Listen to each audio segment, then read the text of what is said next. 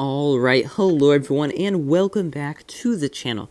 So today's video we are going to be doing a review of the brand new Polish Tier 8 heavy tank, the 53 TP Marko Wazowski. I have no clue how to pronounce that. Sorry if I just butchered that. But yeah, we're going to be going over the statistics of the tank real quick, then we're going to be jumping right into some replays. So the HP of the tank is 1700. The armor here is 200 on the turret, 110 on the sides, 80 on the rear. Hull is 140, 90 on the sides, and 50 on the rear. And to go to the gun, we need to go to this gun so we actually get the right one.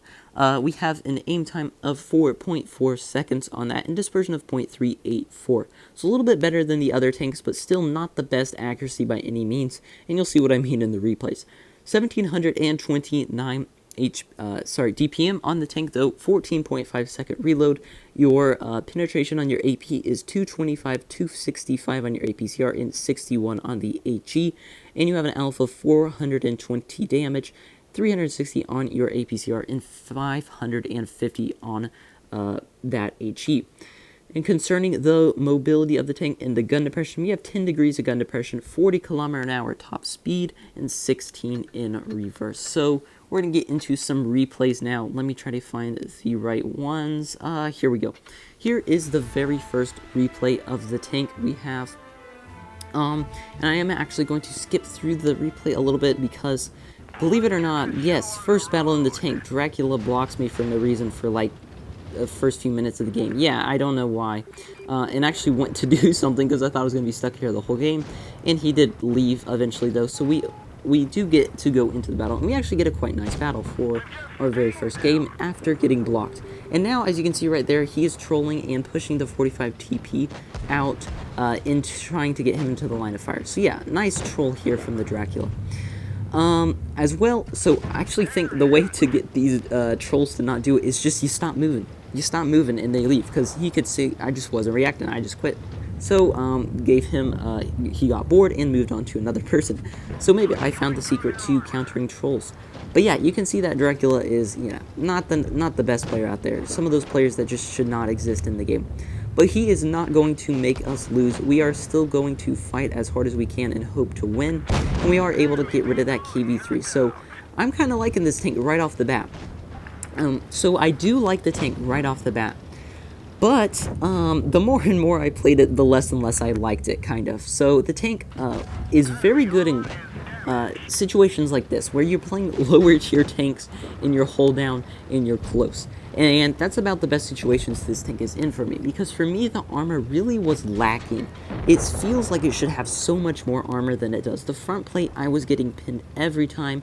Anytime I got into a face hug, they were pinning straight through the hatch.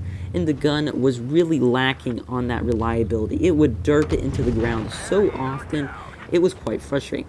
If it wasn't for those things, like the gun just derping into the ground, which you can deal with every now and then, but really, if the armor was just a little bit better, I would love this tank, I'm pretty sure. Like, it feels like a tank I should love. Just the way the tank plays, I feel like it could be so much better because of the armor profile, though, just kind of lacking. As you can see, in a face hug, I mean, AP, you just go buttering through that lower plate, no matter how much you angle. So we are actually going to die here.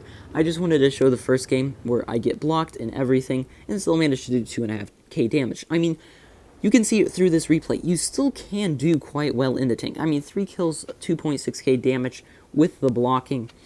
So, you know, that's not too horrible. It was a defeat, unfortunately, though, so I guess the Drac kind of got a win there. And we are going to do one more replay here. I actually meant to hit the other replay, but this will work just fine. It will be fine. So, yeah, the playstyle of this tank. So, to me, this playstyle of this tank kind of feels like an IS-3. It feels like it should be an IS-3. It's kind of similar, I guess, to the IS-3 in the fact that it lacks that armor on that front plate. Very lacking of armor on the front plate, in my opinion. It just really does not hold up to what you feel like it should. I really think they should have given it a little bit more on that front plate just so it could bounce. Even just like tier 7s, man. It does not bounce tier 7s hardly at all. And as well, the sides of the tank are very weak, so if you over-angle just a little bit too much, it is quite easy to penetrate. Now, you can see, though, that the turret is quite strong. I mean, we're looking at here. If you do angle it right, it is actually quite good at bouncing. As you can see right there, it has got pretty solid turret armor and pretty solid upper plate armor and side armor if it is angled correctly. And he was at a perfect angle there. But as you can see, when we'll get in close, it is very easy to you know, get around the tank, or get to the lower plate of the tank, or shoot its hatch when you're in a face hug, or, you know, anything like that. So as you can see right there, we did get pinned straight through the side of the tank right there. Very weak armor, like I said, but we're at quite a big angle. So we are going to try to farm up these guys now. That Tiger 2 right there, as you can see, I just get pinned straight through the tank again. Like, to me, that's a stock tank. That's a stock tank right there, and he's easily pinning through us. To me, that's something that should not happen to a tank. Like, it should not be that easy to pin through a tier 8 heavy tank that's supposed to rely on its armor pretty well. And then there's what I'm talking about with the gun, is when it just derps it straight into the ground. It's not that much fun. And again, right here, I'm very frustrated with the tank at this moment. I'm like, come on, tank, just, can you bounce anything at all? It's pretty frustrating whenever you, you know, basically, basically get pinned every single time by a stock tank. And then you can see right there, the lower plate of the tank you are able to pin. He was at a decent angle right there, where I couldn't actually pin his front plate. He was kind of on a hill right there, so it was pushed up where it was at a steeper angle, which is quite nice.